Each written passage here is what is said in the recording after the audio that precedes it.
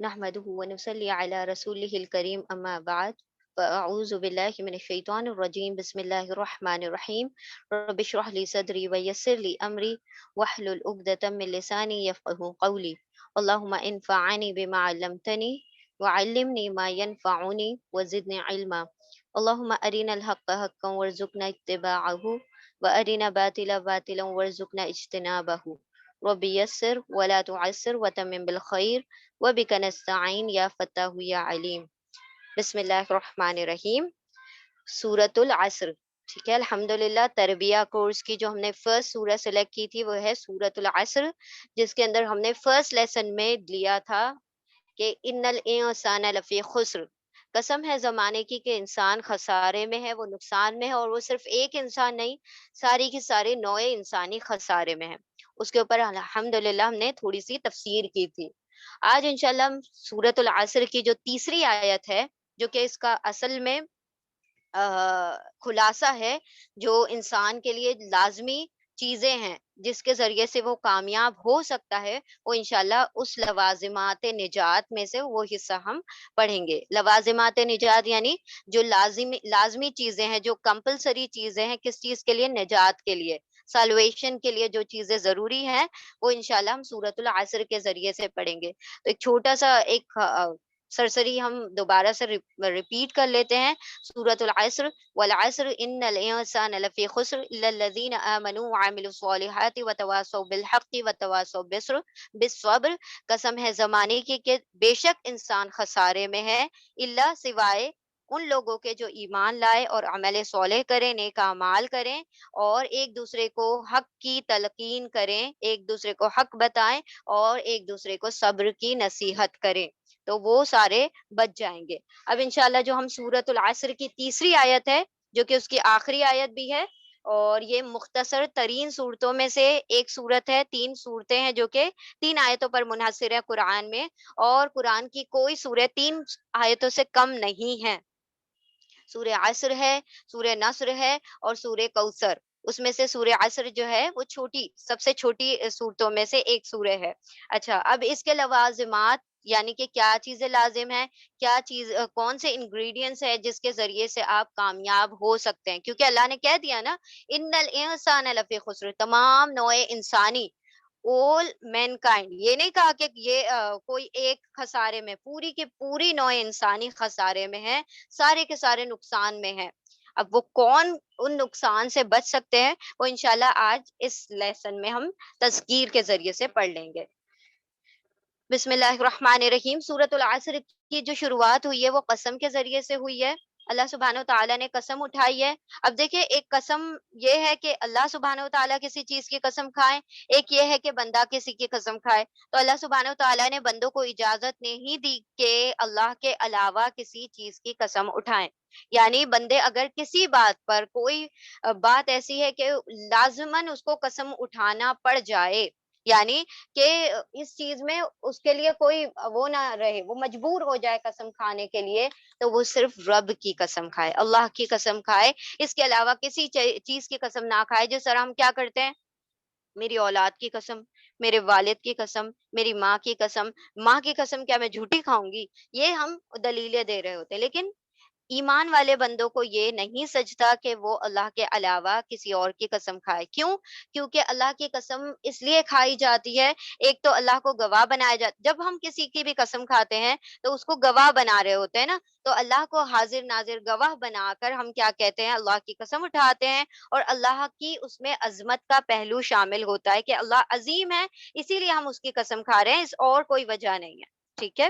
دوسری چیز مطلب گواہی بھی ہے اور عظمت بھی ہے، اللہ سبحانہ و تعالیٰ کی عظمت، اللہ سبحانہ و تعالیٰ کی بلندی کا اس میں پہلو ہے، اسی لیے اللہ کی قسم اٹھانا ہے بندوں کو۔ دوسری چیز یہ ہے کہ اللہ اگر کسی کی قسم اٹھاتا ہے تو اللہ سبحانہ و تعالیٰ سے تو کوئی چیز بڑھ کر نہیں ہے، تو جب قسم اٹھائے گا تو ڈیفینیٹلی ہر چیز تو اس سے کمتر ہے، اس سے چھوٹی ہے، تو جب بھی اللہ سبحانہ و تعالیٰ کسی بھی چیز کی قسم اٹھاتے ہیں، قرآن میں بے شمار قسمیں ہیں، جیسے والعصر ہے، یہ سورہ بھی قسم سے ہی شروع ہوئی ہے، زمانے کی قسم۔ پھر سورہ सूरत शम्स है, वशम्स वल कमर, इस तरीके से बहुत सारी कस्में हैं। तो जब अल्लाह सुब्हानहू व तआला कसम उठाते हैं तो वो मुजर्रद शहादत के लिए यानी गवाही देने के लिए, वो चीज गवाह बन जाती है जब उस चीज की कसम उठाई जाती है। ठीक है, तो अल्लाह जिसकी चाहे कसम उठा ले, उस पे किसी भी किस्म की हम पाबंदी आयद नहीं कर सकते, लेकिन बंदे को सिर्फ अल्लाह की कसम उठाना चाहिए, क्योंकि वो क्या है, उसका रब है और वो रब अजीम है। दूसरी चीज ये किस जमाना, कसम किस चीज की उठाई गई है, जमाने की। कसम है जमाने की, कसम है बाय द टाइम, अल्लाह सुब्हानहू तआला ने जमाने की कसम उठाई है। अब पूरे कुरान में दो लफ्ज हैं जो जमाने के लिए इस्तेमाल किए गए हैं, एक है अल असर, दूसरा है अद-दहर। और इन्हीं के नाम पर दो सूरतें भी हैं, सूरह दहर भी है, सूरह असर भी है। ठीक है, लेकिन दहर और असर में क्या फर्क है? देखिए, एक चीज जो कि फिजिक्स और मैथ्स में बताई जाती है वो है time and space complex. Space क्या होता है कि मतलब जो प्लेस होती है, टाइम एक जमान होता है, एक मकान होता है। जमान यानी टाइम, मकान यानी कि जगह। ठीक है, प्लेस स्पेस। अब स्पेस जो है वो देखें तो हम अपने चारों तरफ जो चीजें हैं वो 3D है। 3D किसे कहा जाता है? 3 डायमेंशन, यानी कि उसकी कोई लंबाई होगी, चौड़ाई होगी और कुछ ऊंचाई या गहराई होगी, यानी उसके विड्थ, उसकी हाइट होगी और उसके कुछ ना कुछ डेप्थ होगी। ठीक है, तो वो उसका 3D स्ट्रक्चर हो जाता है। और वो तीनों चीजें कहीं जाकर अगर हम अपने घर की मतलब कॉर्नर, दीवार का जो कॉर्नर है वो लें, तो उसकी एक क्या है, उसकी हाइट है, एक विड्थ है और एक है उसकी डेप्थ। तो वो सारी तीनों चीजें मिल जाती हैं एक जगह पर, एक पॉइंट पर मिल जाती हैं और वहीं से वो सारी चीजें डिवाइड हो रही होती हैं। ये चीज तो हो गई स्पेस के बारे में, जो कि हम अब आसानी समझ सकते हैं और तसव्वुर कर सकते हैं। ठीक है, लेकिन अब जो जिन लोगों ने इन सब चीजों में रिसर्च कर ली हुई है, जब अब तरक्की इतनी बढ़ चुकी है, तो उन लोगों का कहना है, मैथमेटिशियंस का, फिजिशियंस लोगों का, जो फिजिक्स जानते हैं, उनकी गहराइयों में उतर चुके हैं, रिसर्चेस हो चुकी है, तो उनका क्या कहना है कि जिस तरह स्पेस 3D होती है, 3 डायमेंशन की होती है, जिस तरह उसकी हाइट, विड्थ और मतलब उसकी गहराई होती है, डेप्थ होती है, उसी तरह से टाइम का भी यही मामला है। यानी उसकी भी ऊंचाई होती है, उसकी भी लंबाई होती है, उसकी भी चौड़ाई होती है। अब ये कैसे हो सकता है? क्योंकि हम इस चीज को लॉजिकली नहीं समझ सकते, क्योंकि टाइम कोई ऐसी चीज नहीं है जिसको हम छू कर महसूस करें। दीवारें हैं, दरो दीवार है जो, उसको तो हम छू कर महसूस कर सकते हैं, लेकिन टाइम का भी कहा गया है कि इसी तरीके से 3 डायमेंशन होते हैं, उसकी भी हाइट, उसकी विड्थ होती है, उसकी डेप्थ होती है। तो इस तरीके से वो 3 हिस्सों में तकसीम होता है। और इस असर और दहर में यही फर्क है कि जो असर है वो टाइम रिलेटेड है और जो दहर है वो स्पेस रिलेटेड है। यानी कि जब हम दहर जमाने में दहर की बात करते हैं तो उसके अंदर तमाम मकान की बात आ जाती है, और जब हम असर की बात करते हैं तो उसमें तमाम जमान की बात आ जाती है। कौन से जमान की? पास्ट, प्रेजेंट, फ्यूचर, तमाम जमान की बात आ जाती है। एक होता है ना कि एब्सोल्यूट टाइम और एक होता है सीरियल टाइम। यानी एब्सोल्यूट टाइम क्या है कि एक गुजरता चला जा रहा है, उसके अंदर कोई कॉन्सेप्ट नहीं है टेंसेस का, यानी कि वक्त का कोई तस्वुर नहीं है। एक है सीरियल टाइम जिसके अंदर हाल, माजी, मुस्तकबिल होता है, तो वो है जमाना, जमाना असर। ठीक है, तो यहाँ पर जो हम पढ़ रहे हैं वो उस जमाने की बात कर रहे हैं कि वो जमाना गवाह बनता जा रहा है, माजी का भी, हाल का भी, मुस्तकबिल का भी। यानी पास्ट, प्रेजेंट, फ्यूचर, तीनों चीज की वो गवाही दे रहा है कि हम आज हैं, कल नहीं होंगे। पिछली उम्मतें जो थी, मतलब अंबिया अलैहिस्सलाम आए थे लेकिन गुजर गए, अब वो नहीं है यहाँ पर, मतलब इस दुनिया में मौजूद नहीं है। वो लोग हैं आलम बरज़ख में, लेकिन यहाँ मौजूद नहीं है। ठीक है, हम हैं आज, आज नहीं है, आज होंगे, कल नहीं होंगे, फिर कल नए लोग आएंगे, फिर परसों नए लोग आएंगे। इस तरीके से लोग आते जाएंगे, जाते जाएंगे, लेकिन जमाना वही ठहरा हुआ है। वो माजी का भी गवाह है, हाल का भी गवाह है, मुस्तकबिल का भी गवाह है। तो वो चश्मदीद गवाह है, आई विटनेस है फॉर एवरी जमाना। यानी कि वो सारी चीजों को क्या बनाए हुए है, उसकी गवाही देता है कि मैं उस वक्त भी मौजूद था, आज भी मौजूद हूँ, कल भी मौजूद रहूंगा। और हर चीज की गवाही को, हर चीज के मामलात को देखते हुए मैं गवाही देता हूँ। अल्लाह सुब्हानहू तआला बेसिकली गवाही दे रहे हैं कि हर इंसान खसारे में है, इल्ला, एक्सेप्ट پھر وہ جو ہے یہ پہلے عصر کا جو ٹائم ہے اس کے متعلق ایک دو اور باتیں دیکھ لیتے ہیں. ٹائم از فلیٹنگ، یعنی ٹائم جو ہے، وقت جو ہے دوڑتا چلا جا رہا ہے. مطلب اس چیز کو تم پکڑ نہیں سکتے، اس چیز کو روک نہیں سکتے، اس چیز کے لیے کچھ نہیں کر سکتے. یعنی ہمارے سامنے سے لوگوں کی روحیں قبض ہو رہی ہیں، ہم تم دیکھ رہے ہیں کہ وہ شخص ہے جس کو روح کھینچی جا رہی ہے، ہم کچھ نہیں کر سکتے. وی آر ہیلپ لیس. ہم دیکھ رہے ہیں کہ کوئی ہے کہ کوئی کھانا نہیں کھا سکتا، ہم کھانا لے کے کھڑے ہوئے ہیں، اللہ نے اس کو اجازت نہیں دی، نہیں کھا سکتا وہ. تو یہ ساری چیزیں ہم دیکھ رہے ہیں اور اس کا وقت بڑھتا جا رہا ہے. بالآخر وہ ایسا ہوتا ہے کہ قبر گور تک پہنچ جاتا ہے اور وہ وہاں پر اپنے مطلب اس وقت کو ختم کر کے دوسرے وقت میں شامل ہو جاتا ہے. تو وقت جو ہے دوڑتا چلا جا رہا ہے اور اس تیزی سے دوڑتا چلا جا رہا ہے کہ بڑے سے بڑا کوئی حاتم طائی بھی آ جائے تب بھی وہ اس وقت کو نہیں پکڑ سکتا، کوئی نہیں پکڑ سکتا. ٹھیک ہے. تو یہ نا انگلش کا ایک فریز ہے، تو وہ ہمیں مل گیا تھا کہیں سے، تو ہم نے لکھ دیا catch the time by the fool of, یعنی کہ اس کے پیشانی کے بال پکڑ کر اس کو اپنی طرف کھینچو. یعنی اس کا کیا مطلب ہے کہ ٹائم کو روک لو. اس کا یہ مطلب ہے کہ ایک ایک لمحے کو یوٹیلائز کر لو، ایک ایک لمحے کو صحیح راہ پر گزار دو. اگر تم اس لفظ امام شافعی رحمت اللہ علیہ فرماتے ہیں کہ اگر تم وقت ہے نا وہ تیز دھاری تلوار کی طرح ہے. مطلب وہ اتنی تیز ہے کہ اگر تم اس کو نہیں کاٹو گے یہ تمہیں کاٹ کر چلا جائے گا، یہ رکتا نہیں ہے کسی کے لیے. تو اس کو اس کے بالوں کے ذریعے سے، اس کے پیشانی کے بال جو اس کے سر کے بال ہوتے ہیں اس کے ذریعے سے پکڑ کر کھینچو اور اس کو یوٹیلائز کر لو. پھر وہ ایک شعر بھی مل گیا تھا کہ غافل تجھے گھڑیال یہ دیتی ہے منادی، یا منادی یعنی کہ صدا، یعنی کہ اس کو کچھ میسج دے رہی ہے. جو گھڑی ہے ہماری، جو وال کلاک ہے، وہ ہمیں کیا بتاتی ہے، کیا کیا مطلب میسج دیتی ہے؟ گر تو نے گھڑی عمر کی ایک اور گھٹا دی. یعنی کہ ہر لمحہ جو ہے ہمارا گزرتا جا رہا ہے اور وہ رکنے والا نہیں ہے، کسی کے لیے بھی نہیں رکنے والا. ٹھیک ہے. So sorry. ٹھیک ہے. امام راضی رحمت اللہ علیہ. ٹھیک ہے. تو یہ دو تین باتیں تھی کہ ٹائم از فلیٹنگ، یعنی کہ وقت جو ہے بھاگتا جا رہا ہے، اس کو تھام لینا ہے اور اس طریقے سے تھام لو کہ اس کے پیشانی کے بال پکڑ کر اس کو روک لو اور اس کو کہیں صحیح جگہ پر لگا دو، ورنہ یہ تمہیں کاٹ کر نکل جائے گا اگر تم اس کو صحیح جگہ پر نہیں کاٹو گے. ٹھیک ہے. اور یہ ایک شعر تھا کہ غافل تجھے گھڑیال یہ دیتا ہے منادی، گر تو نے گھڑی عمر کی ایک اور گھٹا دی. یعنی کہ ہر لمحہ ہم کیسے ہو رہے ہیں، گھٹتے جا رہے ہیں. ابھی اس چیز کے گھٹنے کے تعلق سے ایک چھوٹا سا واقعہ ہے.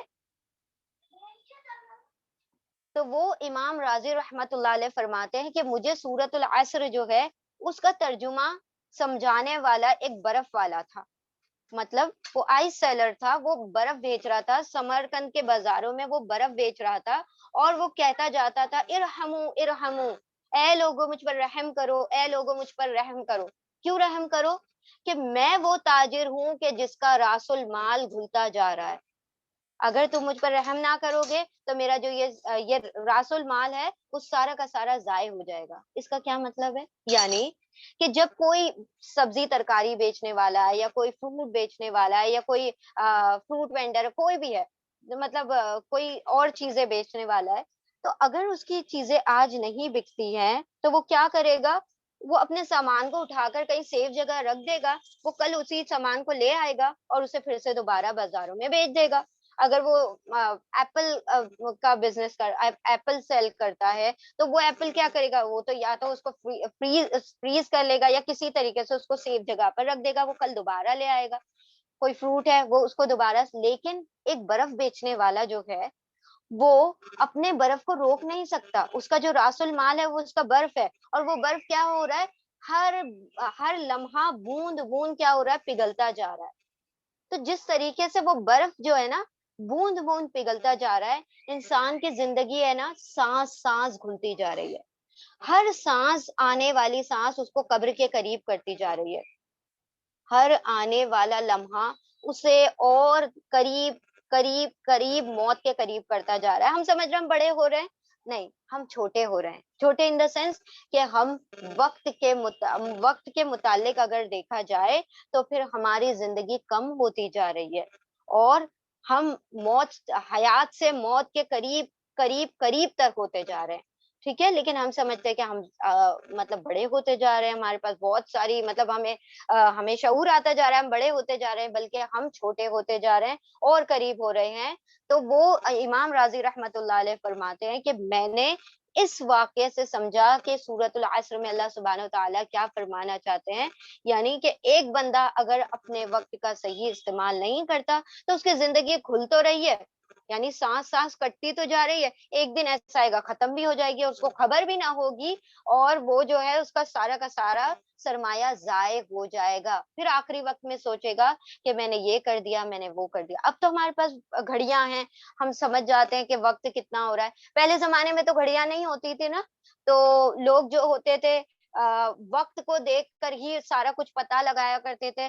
تو جب عصر کا وقت ہو جاتا تھا تو ان کا جو حسل بسل ہے، وہ ساری جو وہ بھاگ دوڑ ہے، وہ ختم ہونے پر آ جاتی تھی، یعنی کہ اب تو مغرب کا وقت ہوا چاہتا ہے، اب کیا ہونا ہے، ساری چیزوں کو وائنڈ اپ کیا جائے، سارے بازاروں کو کلوز کیا جائے، کیونکہ اب کیا ہے، سارا وقت بند ہونے کا، سارے کاموں کے بند ہونے کا وقت آ گیا۔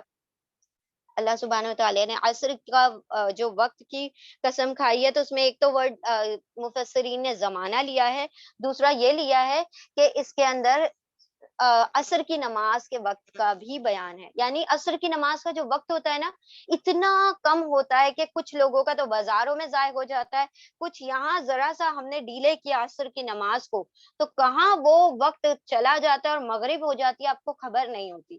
تو عصر جو ہے نا، بہت مختصر زمانے کو بھی کہا جاتا ہے، جس کے اندر انسان کوئی چیز نہ کر پائے اور وہ اس کے بھاگ دوڑ میں ہی وہ وقت ختم ہو جائے، بس اتنی ہی زندگی ہے، جتنا عصر سے مغرب تک کا وقت ہے ہمارے پاس، اتنا ہی سمجھ لیں کہ وہاں جب ہم پہنچیں گے تو یہی کہیں گے کہ ہم تو ایسے ہی جی کر آئے جیسے ایک پہر یا کچھ لمحات یا کچھ ایک دو گھنٹے ہم جی کر آئے ہیں، اور یہ زندگی، دنیا کی جو زندگی تھی، چاہے 100 سال کی تھی، 1000 سال کی تھی، لیکن وہاں کے مقابلے میں تو بہت تھوڑی سی تھی۔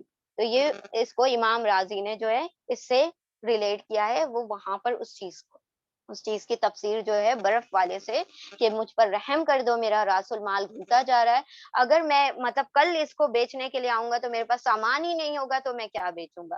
تو ہم سوچتے ہیں کہ کل ہم کر لیں گے، اور کل جان ہی نہیں ہوگی تو ہم کیا کر لیں گے۔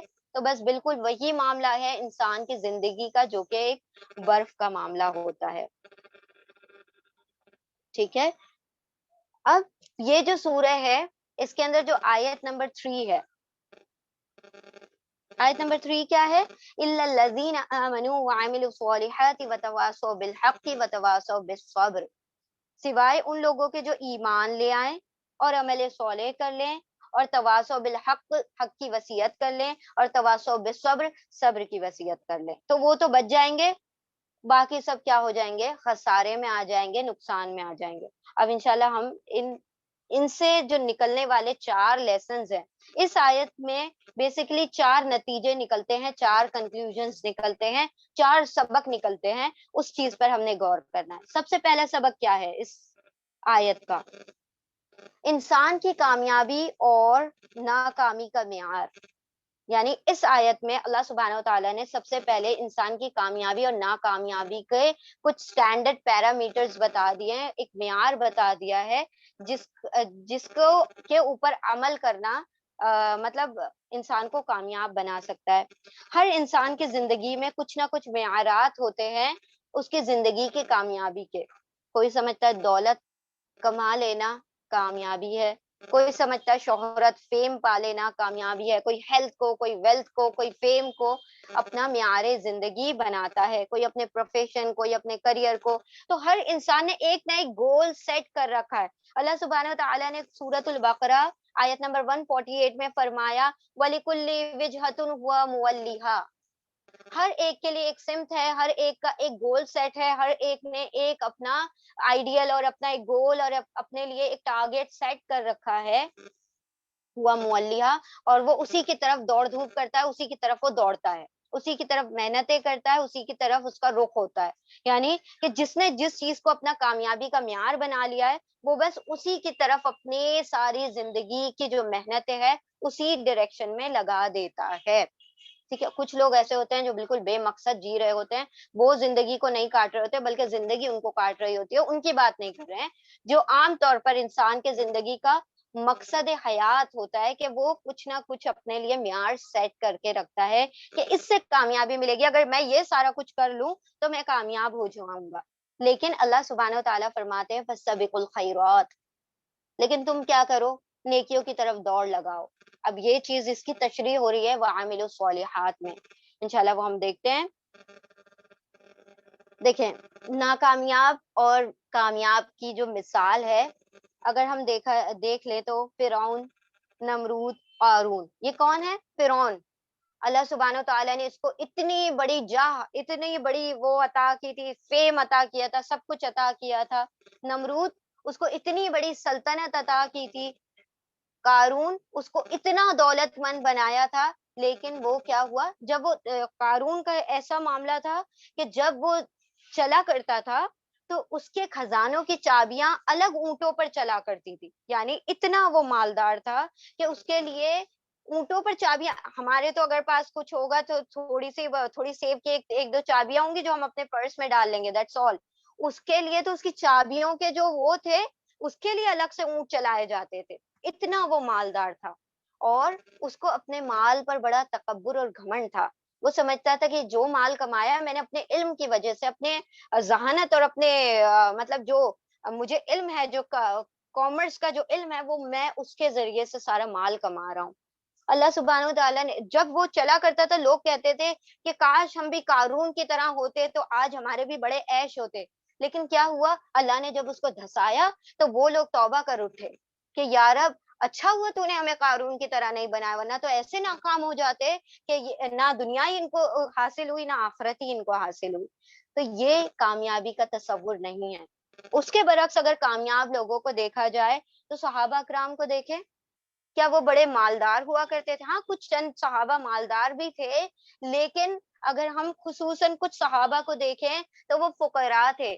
ان کے اندر اگر دیکھ لیے جائیں تو the people of pulpit، اصحاب صفا کو اگر دیکھا جائے تو سارے کے سارے فقراء تھے، سارے کے سارے غریب تھے، ان کے پاس نادار تھے، مفلس تھے، ان کے پاس یہاں تک کہ ان کے پاس 2 وقت روٹی کھانے کے لیے بھی اتنا بھی مال نہیں ہوا کرتا تھا۔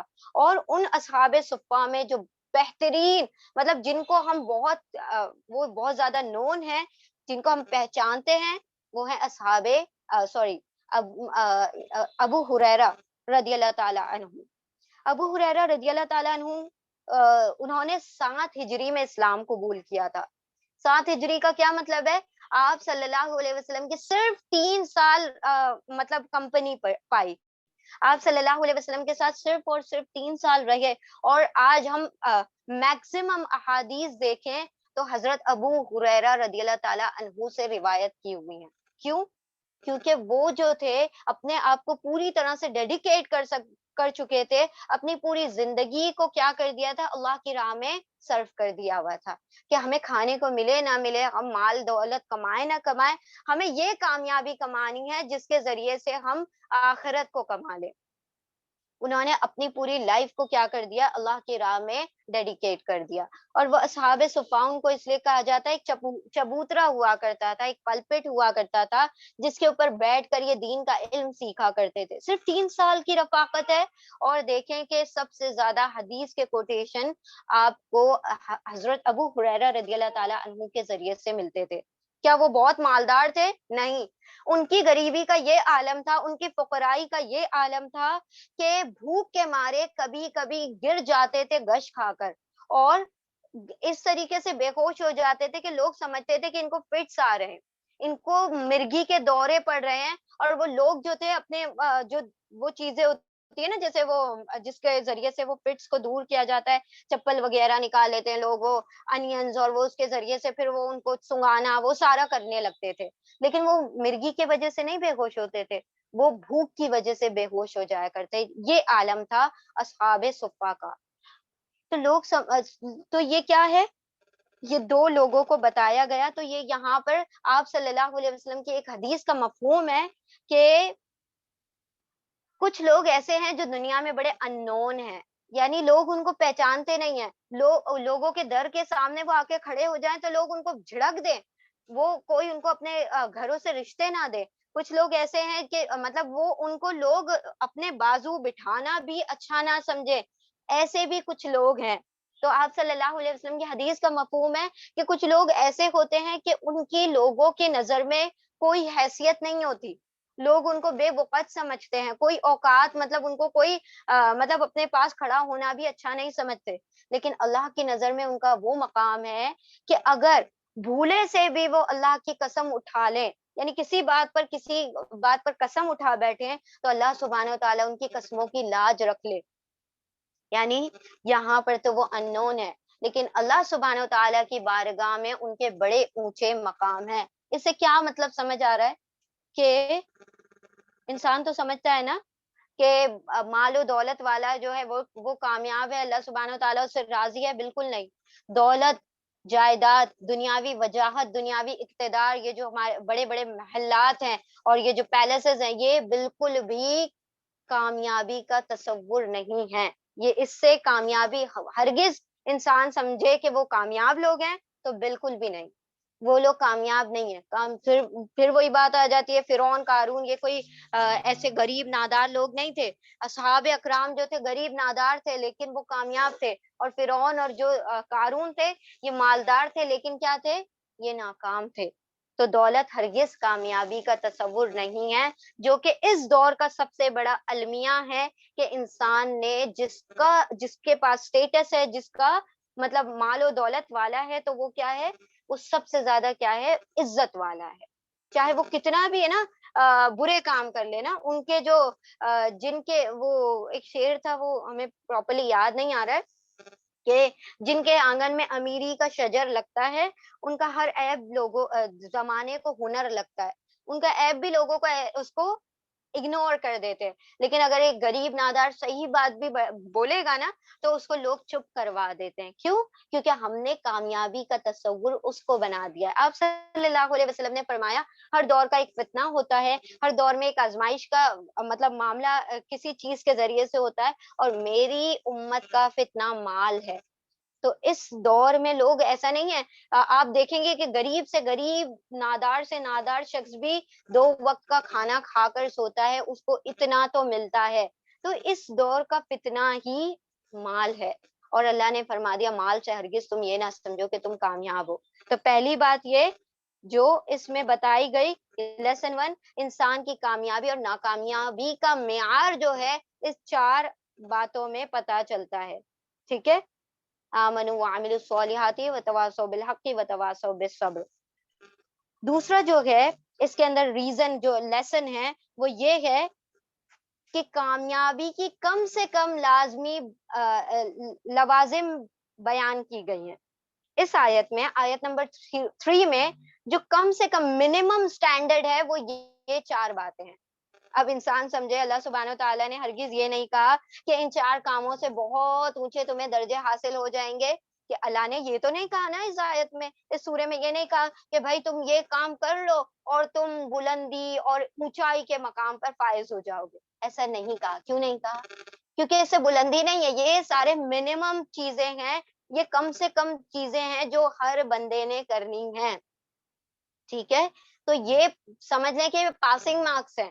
یہ 4 کام کر لو تو یہ تمہارے پاسنگ. اس کے بعد تمہارے پاس اور بھی بہت کچھ ہے، لیکن یہ منیمم چیز ہے. انسان یہ نہ سمجھے کہ میں یہ 4 کام کر کے تو میں اونچے عہدے پر فائز ہو گیا. ہاں، اگر کوئی بندہ یہ 4 کام کر لے اور اللہ سبحانہ و تعالیٰ نے فرمایا ہوتا کہ تم سب سے اونچے بلند درجے پر پہنچ گئے ہو، تو پھر انسان تو اگر اس سے تھوڑا کچھ کم کر رہا ہوتا تو کوئی نہ کوئی تو درجہ پا ہی لیتا. رائٹ؟ تو کبھی بھی جب ایگزام لیا جاتا ہے نا تو اس میں پاسنگ مارکس بتائے جاتے ہیں. ہائیسٹ تو کوئی جتنا لینا چاہے لے لے. کوئی 100 بھی لے آتا ہے، کوئی 99 لے آتا ہے، اور کبھی کبھی ہائیسٹ مارکس صرف 50 ہوتا ہے. تو ڈیپینڈ کرتا ہے، کیونکہ ہمارے لا میں ایسے ہی ہوتا تھا اس لیے ہمیں یہ یاد آ گیا. ٹھیک ہے؟ کبھی کبھی ہائیسٹ مارکس بہت کم ہوتے ہیں. تو 35 اگر پاسنگ ہے تو اللہ سبحانہ و تعالیٰ نے یہ یہاں پر جو بتایا ہے 100 میں سے 35، تو یہ 35 پاسنگ مارکس کی بات ہو رہی ہے، کوئی اونچے معیار کی بات نہیں ہو رہی ہے. اس کا مطلب ہے ہر انسان کو یہ 4 کام تو کمپلسریلی کرنے ہیں، ادروائز وہ ایگزام میں فیل ہے اور وہ خسارے میں ہے. تیسری جو نصیحت ہے जो तीसरा जो इससे कंक्लूजन निकलता है इस आयत से, आमनू व अमिलु स्वालिहाति व तवासौ बिल हक़्क़ि व तवासौ बिस्सब्र। एक मर्ज की 4 दवाएं हैं। एक मर्ज की 4 दवाएं, वो खसारा जो है वो मर्ज है, उसकी 4 दवाएं यहाँ पर बता दी गई हैं, और चारों की चारों खाना जरूरी है। ऐसा होता है कि कभी कभी बारहा ऐसा हो जाता है कि डॉक्टर ने दवाई जो थी वो 3 ही थी, समझ लें कि आपको जो मर्ज है, आपको जो बीमारी है, उसकी सिर्फ 3 ही गोलियां थी, 3 ही टैबलेट्स थी, लेकिन चौथी टैबलेट का एडिशन इसलिए किया गया था कि उसके जो साइड इफेक्ट्स हैं, उन 3 दवाइयों के वजह से जो साइड इफेक्ट्स हैं, उसको सप्रेस करने के लिए वो चौथी दवाई दी गई थी। अब आप क्या हुए? आप तो बड़े इंटेलिजेंट है, क्योंकि मुझे तो पता है कि ये 3 दवाइयाँ जो मेरे मर्ज़ में काम आने वाली है, तो मैं चौथी क्यों खाऊँ? तो चौथी मैंने उसको निकाल कर रख दिया। अब क्या हुआ? वो नुस्ख़े शिफ़ा की बजाय नुस्ख़ा शिफ़ा यानी कि जो जो प्रिस्क्रिप्शन था जिससे आपको शिफ़ा मिलने वाली थी, वो बन गए नुस्ख़े हलाकत। क्योंकि वो नुस्ख़ा अब डॉक्टर का नहीं बचा, वो किसका बच गया? किसका बन गया? वो आपका बन गया। आप समझते हैं हम डॉक्टर से ज़्यादा इल्म वाले हैं, क्योंकि उसने 5 साल अपनी डिग्री कमाई थी और फिर आपको प्रिस्क्रिप्शन लिखा था, लेकिन मैं तो गूगल सर्च करती हूँ, मुझे ज़्यादा पता है, तो मैं मेडिसिन में से एक टैबलेट कम कर दूँ और मैं ज़्यादा अच्छे से शिफ़ायाब हो सकती हूँ। फिर जो उसके साइड इफ़ेक्ट्स निकलते हैं और फिर जाते हैं दोबारा से डॉक्टर के पास। इसका क्या मतलब है? कि जब डॉक्टर ने जो मेंशन किया है, उसको पूरी तरह फुलफिल करना होगा। एक भी चीज़ को आप स्किप नहीं कर सकते।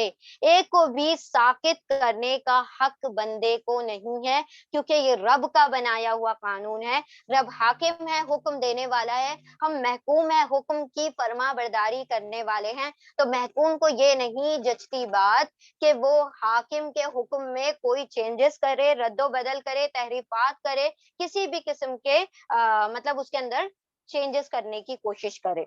ठीक है? तो तीसरी बात ये कि चारों की चारों लाजिम हैं। चौथी बात, चौथा लेसन, ठीक है?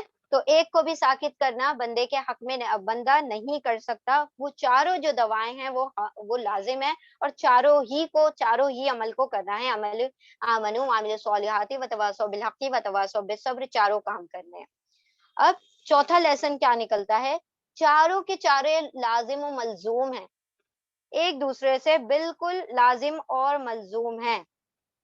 यानी ऐसा नहीं कर सकते कि आप एक करेंगे और दूसरा हो जाएगा।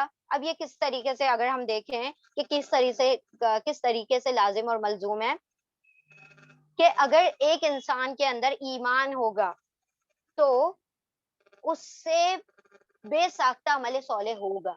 उसको फिर बताने की ज़रूरत नहीं पड़ेगी कि तुम अमल सॉलेह करो क्योंकि तुम ईमान वाले हो, नहीं। वो ईमान लेकर आएगा और उससे खुद ब खुद अमल सॉलेह होना शुरू हो जाएँगे। एक मफ़हूम हदीस है, आप सल्लल्लाहु अलैहि वसल्लम ने फरमाया, उसके उसका मफ़हूम हदीस का, ये वो शख्स ईमान वाला नहीं हो सकता जिस शख्स की ईज़ा रसानी से, जिस शख्स के तकलीफ पहुँचाने से उसका पड़ोसी महफूज नहीं है।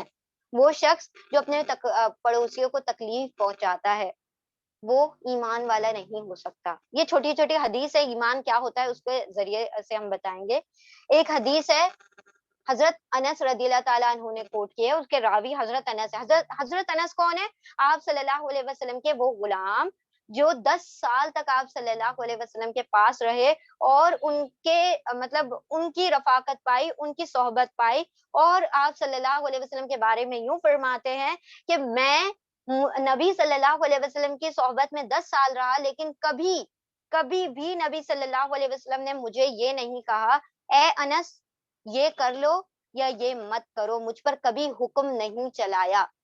वो शख्स यहाँ पर हदीस की रिवायत कर रहे हैं कि जिस शख्स में अमानतदारी नहीं, उसका कोई ईमान नहीं। यानी अमानतदारी यानी कि जो उसके पास अमानतें हैं, उसको अहल लोगों तक पहुँचाना, उसमें खयानत ना करना। ठीक है? तो अगर जिस शख्स में अमानतदारी नहीं, उसके अंदर कोई ईमान नहीं, और जो अहद का पास ना रखे, यानी कोई वादा करता है और उन वादों को तोड़ता फिरता है, तो फिर वो दीन वाला नहीं है, उसके अंदर कोई दीन नहीं। और ईमान ہم سمجھتے ہیں کہ لا الہ الا اللہ محمد رسول اللہ کہہ دیا تو ہم ایمان والے ہو گئے، نہیں، وہ کیا ہے؟ اقرار باللسان. وہ تو کوئی بھی کافر اٹھے اور کہے کہ لا الہ الا اللہ محمد رسول اللہ، اشہد ان لا الہ، میں گواہی دیتی ہوں کہ اللہ ایک ہے، اس کے سوا کوئی معبود نہیں، نبی صلی اللہ علیہ وسلم اس کے نبی اور رسول ہیں، یہ میں نے گواہی دے دی، میری زبان سے یہ بات ادا ہوتے ہی وہ اقرار باللسان ہو گیا، زبان سے ادا ہونے والے کلمات ہو گئے. یہ قانونی ایمان ہے. ایک کہ مطلب پیپر پر تمہارا نام آ گیا کہ بھائی تم ایمان والے، اسلام ایمان والے ہو گئے، لیکن وہ اسلام قبول کیا ہے، ایمان نہیں ہے. ایمان کیا ہوتا ہے؟ تصدیق بالقلب. دل جب اس بات کی تصدیق کرتا ہے، جب ہارٹ کنفرم کرتا ہے اس چیز کو جو کہ زبان ادا کر رہی ہے، تب وہ کیا ہوتا ہے؟ ایمان ہوتا ہے. جو زبان سے ادا ہوتا ہے وہ اسلام ہے، اور جو دل میں اترتا ہے وہ ایمان ہے. تو اسلام اور ایمان میں بہت زبردست فرق ہے، کہ سمجھ لے کہ بلندیاں جو ہوتی ہیں وہ ایمان سے حاصل ہوتی ہے، اسلام سے نہیں. اسلام تو کوئی بھی لے کر آ جائے. عام طور پر لوگ اسلام والے نام رکھ لیں اور پھر کہیں کہ ہم ایمان والے ہیں. جس طرح بدوؤں نے کہا تھا، جو وہاں کے عرب کے ٹرائبز تھے، ان لوگوں نے آ کر کہا یا رسول اللہ ہم ایمان لے کر آ گئے. اللہ سبحانہ تعالیٰ نے ان کی پکڑ فرمائی، کیا کہا؟ ایمان لے کر آ گئے ہو؟ بلکہ کہو ہم نے اسلام قبول کیا، ابھی تو تمہارے دلوں میں ایمان اترا بھی نہیں، چھو کر بھی نہیں گزرا ہے، اور تم کہتے ہو ایمان والے ہو گئے ہم. تو ایمان تو وہ ہے کہ جب بندے کے دل پر اس کی حلاوت اترتی ہے، اس سے بے ساختہ عمل صالح ہونا شروع ہو جاتے ہیں. جب دل میں ایمان آ جائے گا تو عمل خود درست ہو جائے گا. کوئی اب اس کے مطلب اور بھی احادیث کا جو الیبوریشن ہے اس کے اندر یہ بھی کہا گیا ہے کہ کوئی ایمان والا ہو ہی نہیں سکتا جب کہ وہ چوری کر رہا ہے، جب کہ وہ زنا کر رہا ہے، اور جب کہ وہ شراب پی رہا ہے، وہ ایمان والا نہیں ہو سکتا. ایک شخص کے دل میں ایمان ہے اور وہ چوری بھی کر رہا ہے، ایک شخص کے دل میں ایمان ہے اور وہ مطلب زنا بھی کر رہا ہے اور چوری بھی کر رہا ہے اور شراب بھی پی رہا ہے. تو یہ کیسے ممکن ہے کہ ایک ایمان والا عمل صالح نہ کر کے بد اعمال کرے؟ تو یہ کیسے ممکن ہے؟ یا تو وہ اس وقت اس کے دل میں ایمان ہی نہیں ہے، یا پھر وہ جو ایمان کے نام پر کہتا ہے کہ میں یہ کر رہا ہوں، تو پھر وہ صرف ڈھونگ ہے، ایمان نہیں ہے. ٹھیک ہے، وہ صرف زبانی ادا کیا ہوا ہے، جو کہ قانونی ایمان ہوتا ہے. لا الہ الا اللہ پڑھ کر جو ایمان اسلام قبول کیا جاتا ہے، صرف اس کے پاس وہ ہے، ابھی اس کے دل میں ایمان چھو کر بھی نہیں گزرا. آپ کو پتا ہے کہ جب بندہ کوئی چوری کرتا ہے یا شراب پیتا ہے، اس وقت اس کے دل سے ایمان چلا جاتا ہے. اور بہت ساری ایسی چیزیں جیسے جادو وغیرہ ہے. اب کوئی لوگ جادو کرواتے ہیں، کرتے ہیں، یا پھر کوئی زنا کر لیتے ہیں، اس کے بعد ان کو تجدید ایمان کرنا پڑتا ہے. کیا مطلب ہے تجدید ایمان کا؟ ان کو دوبارہ سے ایمان لانا پڑتا ہے، ان کو دوبارہ سے شہادت اور گواہی دینی پڑتی ہے، کیونکہ وہ اپنا ایمان گوا بیٹھے جب انہوں نے یہ کام کر دیے جو کہ کبیرہ گناہوں میں چیزیں ہیں نا، جو کبیرہ گناہوں میں سے شامل ہے. تو کبیرہ گناہ کے بعد ایمان کی تجدید، ایمان کا رینیول ضروری ہوتا ہے. ٹھیک ہے، تو یہ چلیں، یہ کوئی الگ ڈائریکشن میں بات چلی جائے گی. تو یہ چیز ہے کہ ایک بندہ جب ایمان والا ہے تو اس سے بد اعمال نہیں ہو سکتے، اس سے عمل صالح ہوں گے. ٹھیک ہے، بات ہو گئی عمل صالح کی. ایمان لے آیا تو عمل صالح ہونا ضروری ہے. اب عمل صالح میں صالح کسے کہا جاتا ہے؟ واٹ از صالح؟ من صلح، یعنی جس نے عمل صالح کیا. صلح جو ہے صلاحیت سے بھی بنا ہے، اس کا بھی روٹ ورڈ ہے صاد لام ہا. اور صالحات کا بھی روٹ ورڈ ہے صاد لام ہا. یعنی انسان کے اندر جو صلاحیتیں ہیں، جو سکلز ہیں، جو بھی اللہ سبحانہ و تعالیٰ نے اس کو صلاحیت عطا کی ہیں، اس کا ترفع یعنی اس کا رفع ہونا، بلند ہونا، بلندی عطا کرنا. جن اعمال کے ذریعے سے اسے بلندی حاصل ہو تو وہی اعمال صالح ہیں. اللہ سبحانہ و تعالیٰ کے پاس جنت کے بہت سارے درجات ہیں، 100 درجے ہیں نا جنت کے. تو بلند ترین جنت ہے جنت الفردوس. ہم نے جب دعا کرنا چاہیے فردوس کی دعا کرنا چاہیے. لیکن انسان کے جو درجات ہیں وہ جب بلند ہوتے ہیں جب وہ عمل صالح کرتا ہے، یعنی کہ اس کی صلاحیتیں اس کو بلندیاں عطا کرتی ہے. اللہ سبحانہ و تعالیٰ نے جو اس کو صلاحیتیں دی ہیں، اس کو وہ عمل میں لا کر اپنے معیار بلند کرتا ہے، اپنے درجات بلند کرتا ہے، اپنے سٹیٹس بلند کرتا ہے. اب یہ معیار اور یہ درجات بلند کرنا ایسا ہے جیسے کہ پہاڑ کے اوپر چڑھنا. ایک معاملہ ہوتا ہے پہاڑ کے نیچے اترنا، ایک ہوتا ہے اوپر چڑھنا. نیچے اترنے کا کیا معاملہ ہے؟ ایک قدم رکھیں، وہ باقی قدم تو آپ خود بخود اترتے چلے جائیں گے، اس میں کوئی محنت مشقت نہیں لگتی. لیکن جو پہاڑ پر چڑھنے کا عمل ہے اس کے اندر محنت اور مشقت لگے گی. اس کا کیا مطلب ہے؟ اس سے پہلے بھی ہم نے پڑھا تھا کہ مشقت ضروری ہے، لیکن مشقت کیسی ہو؟ صحیح ڈائریکشن میں ہو، سمت وہ ہو جو حاکم نے تمہارے لیے چن لی ہے، جو رب تعالی نے ہمیں بتا دی ہے، اسی ڈائریکشن میں محنت اور مشقت کی جائے. ورنہ ساری مشقتیں بیکار ہیں. اگر میتھس کے پیپر میں سائنس کے لیے مشقتیں کی جائیں تو آپ قطعی سائنس میتھس کے پیپر میں پاس نہیں ہو سکتے. اور آپ کہیں کل کو اٹھ کر کہ میں نے تو بڑی دن رات مشقت کی تھی، محنت کی تھی، اور میرے پاس تو سوال دوسرے آ گئے. جب آپ کو بتا دیا گیا تھا کہ سوال یہ آنے ہیں اور پیپر آپ کا یہ ہے، مضمون یہ ہے، تو آپ دوسرے ٹاپک کا پڑھ کر جائیں گے تو آپ کیسے ایکسپیکٹ کر سکتے ہیں کہ آپ کامیاب ہو جائیں گے؟ تو بلندی پر چڑھنا، بلندی جب حاصل کرنا ہوتا ہے تو اس کے لیے محنتیں لگتی ہیں، مشقتیں لگتی ہے. تو عمل صالح وہ ہوتا ہے جو آپ کی صلاحیتوں کو ابھارے اور آپ کو بلندی عطا کر دے. اس چیز کو عمل صالح کہا جاتا ہے. دنیا کی بلندیوں کی بات نہیں ہو رہی ہے، آخرت کی بلندیوں کی بات ہو رہی ہے. ٹھیک ہے، اس کو کہا جاتا ہے عمل صالح. اب آتے ہیں چوتھی چیز پر. ایمان ہے جو کہ عمل صالح کو ٹریگر کرتا ہے، وہ چیز جو ہے اس کو ابھارتا ہے. عمل صالح کیا ہے؟ وہ اعمال جو آپ کو بلندیاں عطا کرتے ہیں. پھر تواصو وتواصو بالحق. What is تواصو؟ تواصو is from the باب تفاعل. تفاعل جو فیملی آف تفاعل کے اس سے نکلا ہوا ہے یہ تواصو. اس کے اندر مبالغہ ہوتا ہے، ایگزیجریشن ہوتا ہے. یعنی کہ وہ چیز جو کہ بڑھا چڑھا کر ہو اور اکیلے نہ ہو، اس کے اندر میوچوالٹی ہو. یعنی آپ وصیت اکیلے نہیں کر سکتے، اپنے آپ کو وصیت سنا دیتے ہیں کیا؟ نہیں نا، دوسروں کو کرتے ہیں اور دوسرا بھی پھر آپ کو نصیحت کرتا ہے. آپ کسی کو نصیحت کرنے جائیں گے تو آپ سن لیں گے کہ دو لوگ آپ کو دو باتیں آپ مطلب اس کے رسپانس میں اور سن لیں گے. ٹھیک ہے، تو تواصو میوچوالٹی کو بیان کرتا ہے، ایگزیجریشن کو، مبالغہ کو، اور ایک دوسرے باہم دو لوگ جب آپس میں، دو یا زیادہ لوگ جب آپس میں وصیت کریں تو اس کو تواصو کہا جاتا ہے. ٹھیک ہے، تواصو بالحق، وصیت کریں ایک دوسرے کو، الحق، حق کی وصیت کرنا ہے. اب حق کسے کہتے ہیں؟ حق کے چار معنی ہیں، چار میننگز ہیں حق کے. پہلا میننگ ہے کہ کوئی شے بالواقع موجود ہو، اسے حق کہا جاتا ہے. ایک چیز جو کہ یقیناً موجود ہے وہ حق ہے، اور ایک چیز جو کہ نظر تو آ رہی ہے لیکن وہ موجود نہیں ہے. اگر کوئی شخص دور سے دیکھے صحرا میں یعنی ڈیزرٹ میں، آپ دور سے دیکھیں گے کہ آپ کو جو سمندر کی ریت ہے وہ چمکتی ہوئی نظر آ رہی ہوتی ہے، تو آپ سمجھتے ہیں کہ یہ تو پانی ہے، پانی کا چشمہ ہے. لیکن جب آپ جاتے ہیں اس کے قریب تو وہ صرف سراب اور دھوکے کے علاوہ کچھ نہیں ہوتا. تو وہ باطل ہے. باطل وہ جو اصل میں موجود نہ ہو، حق وہ جو اصل میں موجود ہو. حق کی پہلی ڈیفینیشن ہے کہ اس کا واقعی میں موجود ہونا اس کو حق بناتا ہے. دوسری جو ہے وہ اخلاقاً ثابت ہو. اخلاقاً ثابت ہو یعنی اس کے ذریعے سے اخلاق کے کچھ معیار نکلتے ہوں، جیسے والدین کے حقوق ہیں اور رشتہ داروں کے حقوق ہے، پڑوسیوں کے حقوق ہیں. تو بہت سارے حق ہے نا، اللہ کا حق ہے، بندوں کا حق ہے، تو سب کے حق ادا کرنا ہے. تو وہ اخلاقاً پروون چیز ہے، اس سے اخلاق ثابت ہوتے ہیں. دوسری تیسرا جو اس کی حق کی ڈیفینیشن ہے وہ عقلاً مسلم ہو. یعنی عقل اس کو تسلیم کرتی ہو، عقل اس کا تقاضا کرے کہ ضرور یہ کام ہونا چاہیے.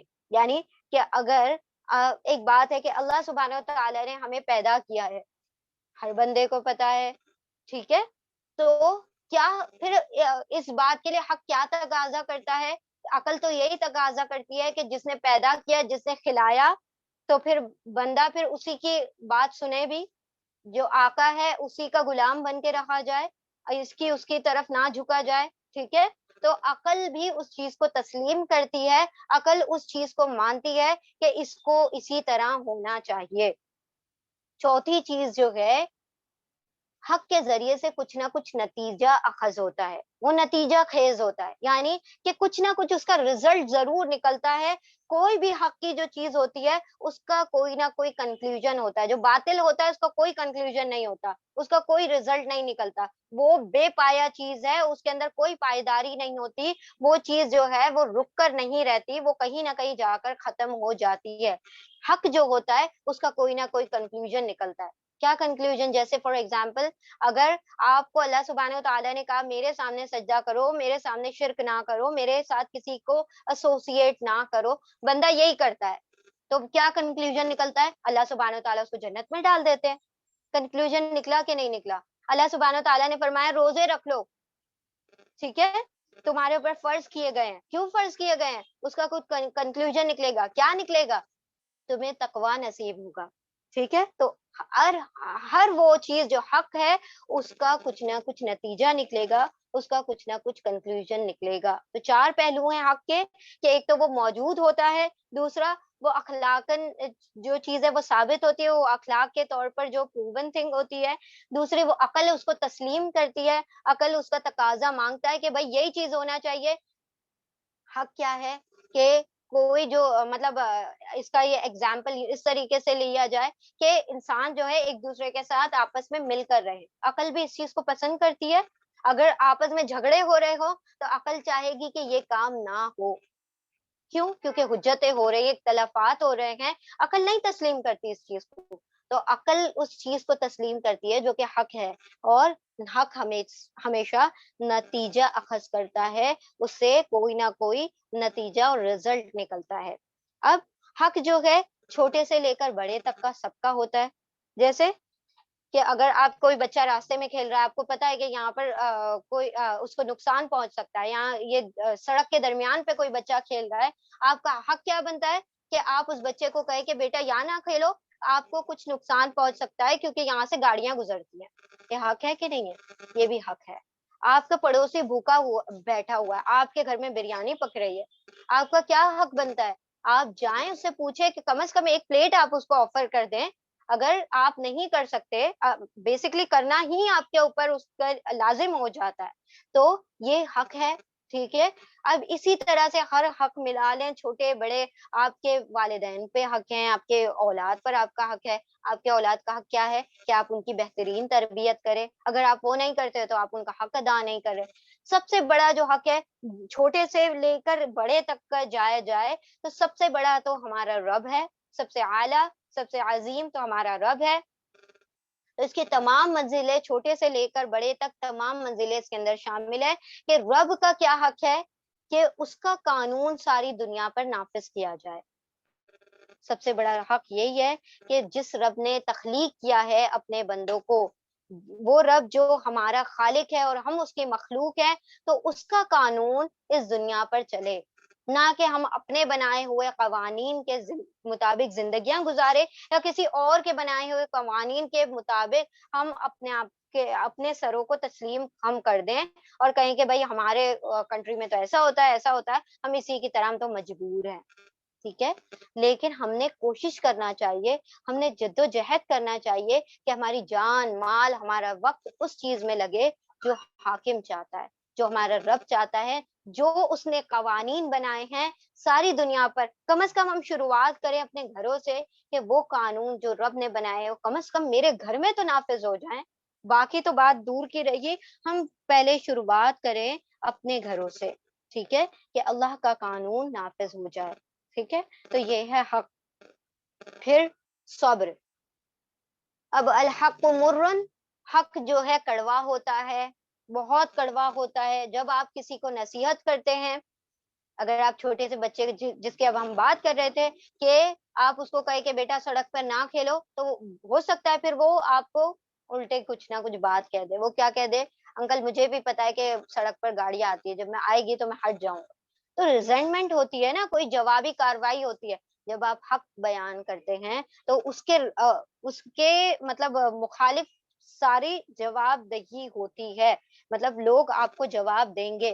تو جب آپ حق بیان کریں گے تو لوگ اس چیز کو قبول نہیں کریں گے، تو اس کا ریزنٹمنٹ میں لیڈ ٹو پرزیکیوشن، پرزیکیوشن کیا ہے؟ جو کہ جس تک خباب بن ارت اور حضرت بلال حبشی وہ سب وہیں پہنچ گئے تھے کہ انہوں نے حق کو بیان کیا تو لوگوں نے ان کے اوپر ظلم اور تشدد تک شروع کر دیا، یہاں تک کہ ان کے جان کے در پر ہو گئے۔ اور انبیاء علیہ کتنے انبیاء گزر چکے ہیں جن کو قتل کر دیا گیا، جیسے کہ یحییٰ علیہ السلام، زکریا علیہ السلام، اور وہ کوئی اپنے بارے میں تو کوئی چیز کہنے کے لیے نہیں آئے تھے، وہ تو حق بیان کرنے کے لیے آئے تھے، جس کو اللہ سبحانہ وتعالیٰ نے کہا کہ میرا قانون نافذ کرو دنیا میں، تو وہ تو اسی کے لیے آئے تھے، لیکن لوگوں نے کیا کر دیا؟ ان کو قتل تک کر دیا۔ تو نبیوں تک کو قتل کر دیا گیا۔ جب حق بیان کیا جاتا ہے تو پھر اس پر یہ بات ہوتی ہے کہ اس کی جوابی کاروائی کی جاتی ہے، لوگ اس کو پسند نہیں کرتے، اس کے لیے ضرورت پڑتی ہے صبر کی، وتواصوا بالصبر۔ اب حضرت لقمان جو ہیں انہوں نے سورۃ اللقمان میں فرمایا اپنے بیٹے کو، جب وہ نصیحت کر رہے تھے تو کیا کہا؟ وَاصْبِرْ عَلَىٰ مَا أَصَابَكَ، جو تم پر افتاد پڑے، جو تم پر تکلیفیں آئیں تو تم اس پر صبر کر لو۔ اور صبر کیسا ہے کہ اکیلے نہیں کرنا ہے، یہ کام بڑا اولو العزم لوگوں کا ہے، بڑے ہمت والے لوگوں کا کام ہے کہ وہ استاد پر اور کسی مطلب ایسی باتیں ہیں جب تم حق کہو تو تمہیں صبر کرنے کی ضرورت پیش آئے گی، ٹھیک ہے؟ اور اکیلے صبر نہیں کرنا ہے، صبر کے لیے بھی تواصو کا لفظ استعمال ہوا ہے۔ کیا مطلب ہے؟ کہ ایک شخص جب کمزور پڑنے لگے اور وہ صبر نہ کر پائے تو لوگ اس کو کیا کریں؟ حکمتاً سمجھائیں، مطلب وہ اپنا جب آپا کھو بیٹھے یا غصے میں آ جائے اور وہ سارا کچھ وہ ہو جائے تو پھر کیا کرے؟ لوگ اس کو حکمت کے ذریعے سے، وزڈم کے ذریعے سے اس کو سمجھائیں اور اس کو صبر کی تلقین کریں۔ اسی لیے اللہ سبحانہ وتعالیٰ نے تواصو کا لفظ لایا، یعنی کہ اکیلے صبر کرنا مشکل ہے، لیکن جب بہت سارے لوگ مل جاتے ہیں، اب جیسے فار ایگزامپل اگر کسی کے گھر میں کسی کا انتقال ہو جاتا ہے تو انسان اگر اکیلا ہوگا تو وہ صبر نہیں کر پائے گا، لیکن اگر 10 لوگ اس کے چاروں طرف گھر جائیں گے اور اس کو تسلیاں دینا شروع کر دیں گے، اس کو صبر کی تلقین کریں گے، تو کہیں حد تک وہ جو ہے انسان اپنے آپ کو کنٹرول، اس کے ایموشنز جو ہوتے ہیں وہ اوور ویلم ہو جاتی ہے اور وہ پھر اس چیز کو کنٹرول نہیں کر پاتا، تو وہ کنٹرول کر لیتا ہے جب لوگ اس کو سمجھاتے ہیں۔ تو اللہ سبحانہ تعالیٰ نے فرمایا تواصوا بالصبر، یعنی کہ یہ تواصوا بالصبر کی اس میں سورہ آل عمران کی آخری آیت میں بھی اللہ سبحانہ تعالیٰ نے فرمایا یا ایھا الذین آمنوا اصبروا وصابروا ورابطوا واتقوا اللہ لعلکم تفلحون۔ صابروا ورابطوا، ایک لفظ نہیں کہا، اصبروا وصابروا، اصبروا یعنی تم سب صبر کرو، سب لوگ کرتے ہیں صبر، وہ اکیلا انڈیویجول جو صبر کی بات ہوتی ہے وہ اصبروا میں آتی ہے۔ صابروا کیا ہوتی ہے؟ صبر میں مقابلہ کرنا، یعنی کمپیٹ کرنا ایک دوسرے سے، مطلب ایک دوسرے سے مقابلے میں آگے نکل جانا ہے صبر کرتے ہوئے۔ کیا معاملہ ہوا تھا جب اللہ سبحانہ وتعالیٰ نے جب یہ جنگ بدر ہوئی تو کیا ہو رہا تھا کہ وہ لوگ جو ہیں وہاں سے کافر بھی صبر کر رہے تھے، جب ان کے 70 لوگوں کو مار دیا گیا تو وہ بھی صبر کر رہے تھے، ٹھیک ہے؟ 70 لوگوں کو مار دیا گیا تھا کافروں کے اور 70 کو قتل کر دیا گیا تھا، سوری قتل کیا گیا، 70 کو قیدی بنا لیا گیا۔ اللہ سبحانہ تعالیٰ نے فرمایا اصبروا وصابروا، تم صبر کرو اور صبر میں بلکہ ان سے آگے نکل جاؤ، وہ تو کافر ہے، ان کی تو کوئی آخرت نہیں ہے، تب بھی وہ صبر کر رہے ہیں اس بات پر کہ ان کے اتنے لوگ مار دیے گئے، تو تم کیوں نہیں کرتے؟ تم تو ایمان والے ہو، تمہیں تو اس سے بھی زیادہ ضرورت ہے، تمہیں چاہیے کہ تم اپنے صبر میں ان سے بھی آگے نکل جاؤ اور اس صبر کو ان سے آگے اس سے زیادہ کر کے دکھاؤ۔ تو اصبروا اور صابروا، تم صبر کرو اور ایک دوسرے کو صبر کی تلقین کرو، ایک دوسرے کی مدد کرو تاکہ وہ صبر کر سکیں جبکہ حق کو پہنچانا ہو۔ اس کا کیا مطلب ہے؟ یہ دونوں ہی کام جو ہے، پہلے جو دو کام ہے وہ انفرادی لیول پر ہے، انڈیویجول لیول پر ہے، آمنوا وعملوا الصالحات، لیکن دوسرے جو دو کام ہے وہ اجتماعی لیول پر ہے، وہ ٹیم ورک ہے، وہ فیلڈ ورک ہے۔ یعنی کہ اکیلے نہیں کیا جا سکتا، لوگوں کو نکلنا پڑے گا ایک ساتھ ایک جٹ بنا کر، ایک دوسرے سے مل کر، الگ الگ ولا تفرقو، ایک دوسرے سے فرقے میں نہ بٹو، ایک دوسرے سے مل کر آگے بڑھو، تاکہ تمہارے اندر مضبوطی پیدا ہو۔ جب تم کافروں کو دیکھتے ہو تو کیا ہوتا ہے کہ ایک ایمان والے کے خلاف اگر بات ہوتی ہے، اٹھتی ہے، نکلتی ہے، تو سارے کافر، وہ چاہے پھر کسی مذہب سے ہوں، اگر وہ مسلمان نہیں ہے تو وہ سارے کے سارے کیا ہو جاتے ہیں، اکٹھے ہو جاتے ہیں، وہ چاہے یہود ہو نصارہ ہو، سارے مل کر اسلام کے خلاف پھر ایک جٹ ہو جاتے ہیں۔ لیکن جب اسلام کی بات آتی ہے ایک جٹ ہونے کی، تو پھر ہم کیا کرتے ہیں، فرقوں میں بٹ جاتے ہیں۔ یہ میرا مسلک ہے، ہمارے جو لیڈر ہے، ہمارے جو مولانا ہے، ان کا یہ نظریہ ہے، ان کا سب اپنے اپنے نظریہ الگ الگ دیتے ہیں، کوئی یہ نہیں ہے کہ ایک جگہ مل جائیں اور پھر اس چیز پر ڈسکس کریں، نہیں۔